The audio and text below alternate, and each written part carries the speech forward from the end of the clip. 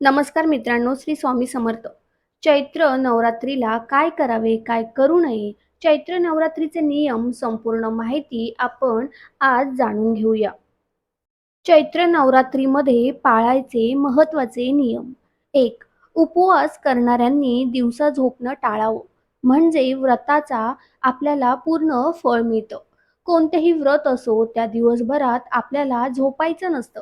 आपण डायरेक्ट म्हणजे सकाळी सकाळी उठल्यानंतर रात्री झोपायचं. दुपारची वामकुक्षी अजिबात घ्यायची नाही. 2. चैत्र नवरात्रीमध्ये स्वच्छ कपडे घालायचे. म्हणजे मासिक पाळी, सुतक, विटाळ किंवा अतिप्रसंगी काही कपडे वापरलेले असतील तर मग नवरात्रीच्या काळामध्ये ते कपडे अजिबात वापरू नका. त्याऐवजी तुम्ही दुसरे कपडे वापरू शकता. 3. चैत्र नवरात्रीमध्ये लहान मुलं, गर्भवती महिलांनी, गंभीर आजाराने ग्रस्त असलेल्या लोकांनी उपवास केला नाही तरी चालेल. 4. चैत्र नवरात्रीच्या काळामध्ये चुकूनही महिलांचा अपमान अजिबात करू नका. चैत्र नवरात्रीमध्ये आनंदी वातावरण राहील याची काळजी घ्यायची. तसेच उपवास करणाऱ्या व्यक्तीने कुठे राहणं टाळावं. म्हणजे आपल्याच घरी राहायचं, दुसऱ्याच्या घरी राहायचं नाही किंवा परान्न घ्यायचं नाही, हेही काळजी घ्यायची आहे.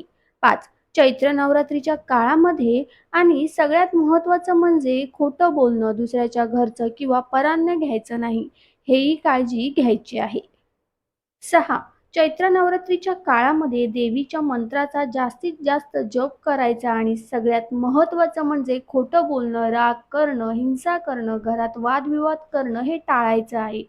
जेणेकरून सात्विक वातावरणामध्ये आपण हे व्रत पूर्ण करू, असा त्याचा अर्थ होतो. 7. तुम्ही चैत्र नवरात्रीमध्ये अखंड दिवा लावून आपल्या कुलस्वामिनीची, कुलदेवतेची सेवा करू शकता किंवा हेही तुम्हाला शक्य नसेल तर या नवरात्रीमध्ये आपल्या कुलस्वामिनीसाठी, कुलदेवीसाठी तुम्ही मंत्र, कुंजित स्तोत्र, दुर्गा सप्तशती, पारायण या सेवा करू शकता. 8. चैत्र नवरात्रीच्या काळामध्ये घरामध्ये मांसाहार पूर्णपणे वर्ज्य करावा. तसेच उपवास करणे शक्य नसेल तर केवळ 2 वेळचं सात्विक भोजन करावं. 9. नवरात्रीच्या दिवसांमध्ये मद्यपान किंवा इतर व्यसन करू नये. त्याचा उपवास नसेल त्यांनी केवळ शाकाहार जेवण करावे. 10. मनात वाईट विचारही आणू नयेत.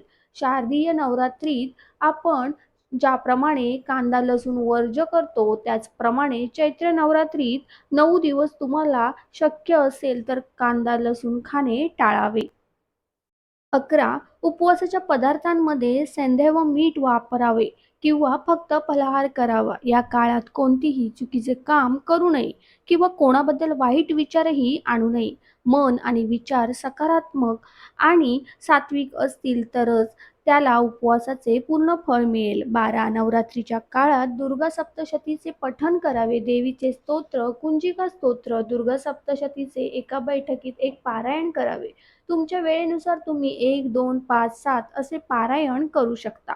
13. उपवासाचा भाग म्हणून गादीवर, पलंगावर झोपणे टाळावे. जमिनीवर सतरंजी किंवा अंथरूण टाकून झोपावे. 14.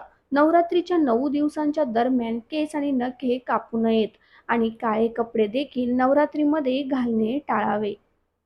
15. तुम्ही घटस्थापना करा किंवा करू नका. जर आपल्या मूळ गावी घटस्थापना असेल आणि आपण दुसऱ्या गावी राहत असो, तरी सुद्धा अखंड दिवा आपल्याला 9 दिवस लावायचा आहे. 16. तुम्ही जर घट बसवलेला असेल किंवा अखंड दिवा लावलेला असेल, तर घराला कुलूप लावून कुठेही जाऊ नये. जर जाणं अर्जंट असेल, तर सायंकाळी वापस यावे किंवा घरी कोणाला तरी ठेवावे. कारण नवरात्रीचे 9 दिवसांमध्ये कुलदेवी आपल्या घरामध्ये वास करत असते. अशा वेळेस घर बंद करू नये. 17. रोज घटाला नैवेद्य द्यायचा आहे आणि सकाळ संध्याकाळ कुलदेवतेची आरती म्हणायची आहे. 9 दिवसांमध्ये घरात भांडण, तंटा किंवा कटकट होऊ द्यायचे नाही. अन्नाचा अपमान देखील करायचा नाही. 18. नवरात्रीच्या 9 दिवसांमध्ये शक्य असल्यास आपल्या गावातील देवीची ओटी भरायची आहे. हा व्हिडिओ जर तुम्हाला महत्त्वाचा वाटला असेल तर जास्तीत जास्त तुमच्या मित्रांसोबत आणि परिवारासोबत शेअर करा. धन्यवाद. श्री स्वामी समर्थ.